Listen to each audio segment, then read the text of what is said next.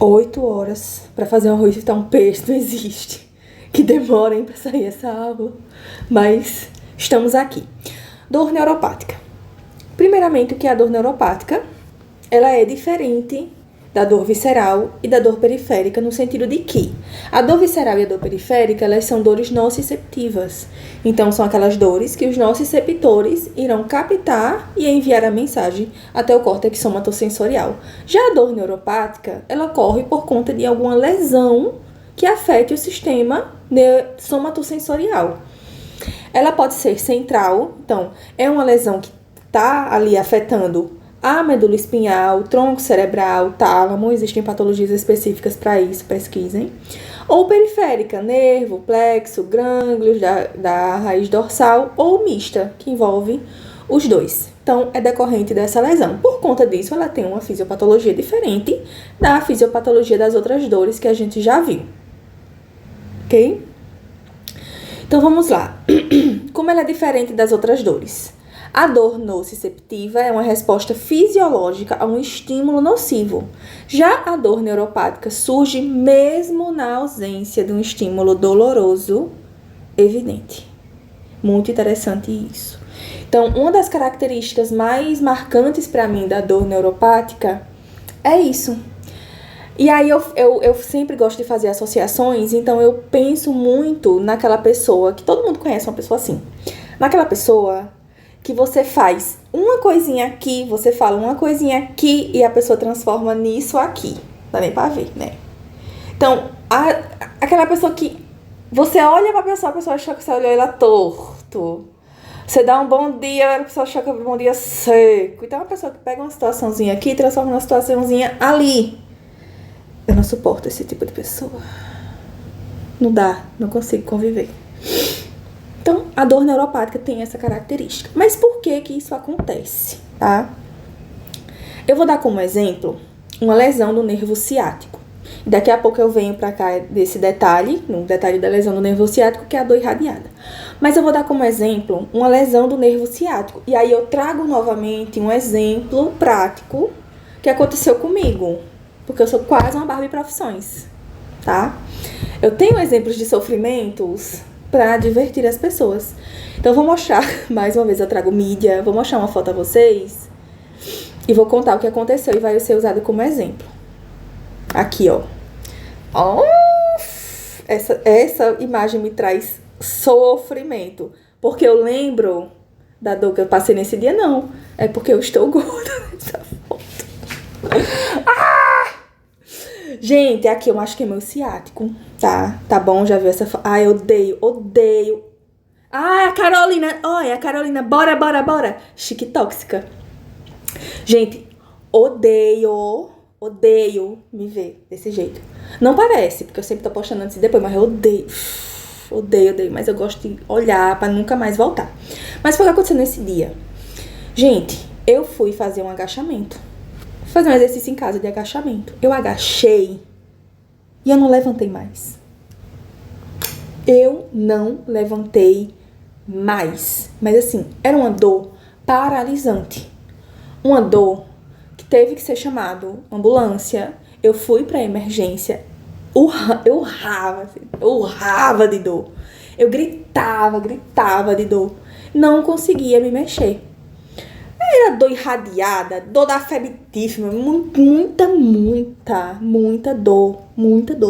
Eu fui medicada logo com morfina, escada 3 ali, da analgesia. E ainda demorei, assim, umas 4 horas pra conseguir me movimentar. Então, a dor neuropática, ela é muito complicada. Ela dói, assim, de verdade mesmo. E algo muito interessante sobre a ciatalgia, que foi a dor que eu tive, é que um dos fatores desencadeantes é o quê? A obesidade. E o que é que eu estava nessa foto? Obesa. Gente, se cuidem, viu? Pelo amor de Deus. Então, o que foi que aconteceu? O que é que acontece ali numa lesão de um nervo, numa lesão ali que provoca a dor neuropática? Pode ocorrer a desmielinização ou a degeneração axonal. A desmielinização, a gente lembra que O axônio é revestido ali pela bainha de mielina, que serve como um isolante elétrico, tá? E quando ocorre a desmielinização ou uma degeneração desse axônio, o axônio é por onde o impulso elétrico, a comunicação entre as nossas células neurais acontece pelo axônio. Então, o impulso elétrico passa por ele. Então, quando acontece isso, é como se os fios elétricos perdessem o seu isolamento e vai gerando muito curto-circuito, que é interpretado pelo cérebro de uma forma totalmente exagerada. Ou até, tipo assim, ele interpreta algo que não existe. Além disso, acontece uma superexpressão dos canais de sódio, voltagem independentes, na membrana desses neurônios lesionados, tornando eles superexcitáveis, e o que contribui para disparo repetitivos de potenciais de ação, mesmo sem um estímulo real. Então, é aquela pessoa que você não fez nada e aquela pessoa vem fazer drama para você. Aí, ó, os canais de sódio, voltagem dela estão hiperexcitáveis. Como é que eu vou explicar isso melhor? Vamos lá. Começando bem, sim, do basiquinho. Por isso que eu demoro, porque eu fico ali. A comunicação entre os neurônios, ela acontece por meio dos impulsos elétricos. Esses impulsos elétricos nada mais são do que os potenciais de ação. Para que um neurônio ele tenha potencial de ação, primeiramente, ele está dentro da célula, ele tem potássio, e fora da célula, ele tem sódio. Então, por dentro, ele está negativo e fora ele está positivo. Quando acontece um estímulo ali, de uma quantidade necessária para aquele tipo de neurônio, eu vou abrir canais de sódio. Então, o sódio vai entrar naquela célula. O sódio estava fora, teve um estímulo, bateu na célula, então o sódio vai entrar nessa célula e, por um curto período de tempo, aquela célula vai ficar positiva. Para recuperar o seu estado normal, isso é a despolarização. Para recuperar o seu estado normal, eu vou abrir canais de potássio, fechar esses canais de sódio, então parou de entrar sódio, e eu vou abrir canais de potássio, para que ele possa recuperar o seu estado normal, que é negativo dentro, positivo fora. Esse é o potencial de ação. E é tipo assim, quando um canal de sódio é aberto, o outro neurônio abre também, o outro abre também, o outro abre também, é como se fosse aquele olé ali dos estádios de futebol. Ok? Equilibrei a célula. Esse é o normal, tá? Mas e como funciona quando acontece uma lesão nesse axônio ou nessa bainha de mielina? Okay? Um axônio normal, ele tem esses canais de sódio espalhados por ele, mas particularmente ele está nos nodos de Ranvier. Eu acho que na aula de dor periférica eu falei nódulos de Ranvier, né? Mas são nodos de Ranvier, que é o quê? Esses espacinhos aqui entre as bainhas de mielina que fazem com que o impulso elétrico tenha um padrão saltatório, o que faz com que ele seja bem mais rápido. Ok, eles estão concentrados ali, tá? Para permitir esses saltos. Após uma lesão no corpo neural, inicia um processo de reparo e adaptação desse nervo. Mas, geralmente, essa adaptação, ela é muitas vezes imperfeita e leva a alterações na membrana do axônio. E o local da lesão, ele acontece uma proliferação anormal dos canais de sódio. Então, eu vou ter ali muitos canais de sódio. E esses canais de sódio, eles vão ficar extremamente irritáveis e superexcitáveis. Então, assim, vamos supor que eu tenho um local com várias pessoas, um local com 2 pessoas que são extremamente nervosas, lidando com um emprego de atendimento ao público. Ok. Vai acontecer merda? Vai. Agora, imagine que eu acrescente mais 10 pessoas a esse local para o atendimento ao público. A chance de acontecer merda é muito maior. É a mesma coisa aqui. Aconteceu a lesão, eu vou ter uma proliferação dos canais de sódio, automaticamente eu vou ter uma maior comunicação entre essas células nervosas. E aí, elas vão enviar a mensagem para o nosso cérebro. Existe algo que vai reforçar essa dor neuropática? Sim, a sensibilização neural. A sensibilização neural é o seguinte: imagine um alarme de incêndio. Você vai precisar de fumaça para acionar esse alarme. Quando acontece a sensibilização neural, é como se esse alarme tocasse com qualquer coisinha, ou então não tocasse por nada. Aquela pessoa insuportável que ninguém pode falar nada. É a sensibilização neural. Essa sensibilização acontece porque há uma entrada contínua e repetitiva dos sinais da dor no corno dorsal da medula espinhal. E há a liberação constante de neurônios excitatórios como o glutamato, a substância P, o que leva à abertura também dos canais de sódio. E além disso, há uma comunicação excessiva entre os neurônios. E essa comunicação excessiva entre os neurônios, ela é fortificada pela plasticidade sináptica. A sinapse é a comunicação entre os neurônios. E a plasticidade vai me dizer se eu tenho uma comunicação excessiva, a plasticidade faz com que essa comunicação se fortaleça. Ela se permaneça como se ela se moldasse ali naquele padrão de comunicação excessiva. O mesmo ocorre quando você não tem uma comunicação grande entre os neurônios, tá? Ele também vai moldar aquela baixa comunicação. Nesse caso, tô ali, ó, enviando sinal de dor constantemente para minhas células do meu corno dorsal da medula espinhal. Essa célula tá ficando irritada, meu irmão. E ali há essa comunicação, e abre canal de sódio. Aí o cérebro, vendo esse padrão, ele molda esse padrão. Então tá, você tá tendo constantemente uma comunicação entre as células, então eu vou moldar isso, eu vou tornar isso como um padrão. E isso fortifica, essa é a sensibilização neural. Isso fortalece a dor neuropática, tá? Isso contribui para fenômenos como a alodinia e a hiperalgia. E o que é isso, tá? A alodinia, ela ocorre quando os estímulos que normalmente não provocariam dor, um toque, passei assim o dedo aqui, passam a ser percebidos como dolorosos. Toque leve, uma roupa, pele, um vento, frio, desencadeia a sensação de queimação e choque. Eu vou trazer como exemplo o vento frio para neuralgia do trigêmeo, tá? Dor geralmente percebida aqui no ouvido. A minha mãe tem neuralgia do trigêmeo. Tempo frio provoca neuralgia do trigêmeo. Mastigação provoca neuralgia do trigêmeo. E também tem gente, não é o caso da minha mãe, graças a Deus, mas tem gente que, tipo assim, um ventinho já pode causar a neuralgia. Olha aí, um exemplo de alodinia. Depois da lesão nervosa, há a liberação exagerada de mediadores inflamatórios e a reorganização de nociceptores, fazendo com que as fibras, que normalmente são responsáveis por transmitir estímulos inofensivos, como a alfa-beta, associadas ao tato, tipo o tato de um ventinho passando assim no seu rosto, podem ativar as vias dolorosas. Tá? No nível central, ocorre a hiperexcitabilidade dos neurônios no corno dorsal da medula espinhal. Esses neurônios, amor, eu acho assim, que esses neurônios do corno dorsal, eles se estressam de um jeito que, tipo assim, ó, qualquer coisinha, não venha não, que eu vou ficar estressada.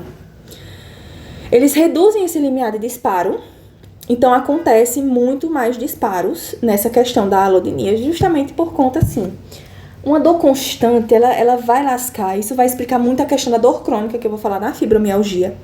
Mas uma dor, assim, que tá ali repetitiva, ela vai lascar muito esses neurônios do corno dorsal. Essa é a alodinia, tá? Então, lembrando, a alodinia é um estímulo que normalmente não é doloroso, mas que o cérebro interpreta como doloroso. Por quê? Porque o cérebro já apoiou tanto, que ele acha que um toquezinho já é uma grande coisa. E tem a hiperalgia, o nome já diz tudo, né? É a resposta exagerada a algo doloroso. Então, aqui eu já tenho dor. Só que, tipo assim, o que vira uma dorzinha, vira uma dorzona, tá? Ela pode ser primária, ocorrendo no local da lesão tecidual, por conta de sensibilização periférica dos nociceptores, tá? Ou secundária, ocorrendo em áreas adjacentes, decorrentes da sensibilização central, aumentar a seletividade dos neurônios da medula. Certo? Aí, um exemplinho aqui é como se fosse um amplificador de guitarra mal regulado, que transforma um som suave em um ruído estridente e desagradável. Tendido ali a alodinia e hiperalgia. Prestem atenção, viu? Nesse questão dos canais de sódio, na alodinina e na hiperalgia, a diferença entre dor irradiada e dor referida. Falando nisso, bora pra dor irradiada. Eu já fui embora e esqueci da dor irradiada. Gente, eu coloquei a dor irradiada, eu puxei a seta na ciatalgia, porque uma das características da ciatalgia é a dor irradiada. A dor irradiada é uma sensação que ela se espalha ao longo do local de origem. Basicamente, ela segue ali o nervo que foi afetado. Geralmente é causada pela compressão ou irritação desse nervo, que faz com que o sinal de dor viaje ao longo do nervo. A ciatalgia é um exemplo.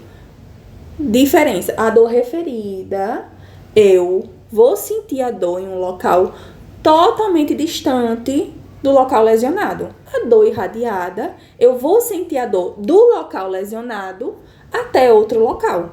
No meu caso, eu não consigo nem lembrar onde foi que eu senti a dor. Porque eu senti tanta dor. Mas assim... Mas eu lembro, ele era irradiado, porque quando eu tentava mexer, é como se ele fizesse assim nas minhas costas. Como se rasgasse assim. Dor do caralho. Ai, vou parar de falar palavrão. E aí, como a inflamação, ela atua. A inflamação, ela é uma bichinha bem cachorra no quesito dor. A inflamação neurogênica, ela, por meio de substâncias como a substância P, esse peptídeo relacionado ao gene da calcitocina são liberados nas terminações nervosas e amplificam o sinal doloroso. Eu já falei da substância P para vocês. Ela amplifica e ela também está ali coladinha com os mediadores inflamatórios. E além disso, ela vai recrutar células do sistema imune, macrófagos, linfócitos, para o local da lesão.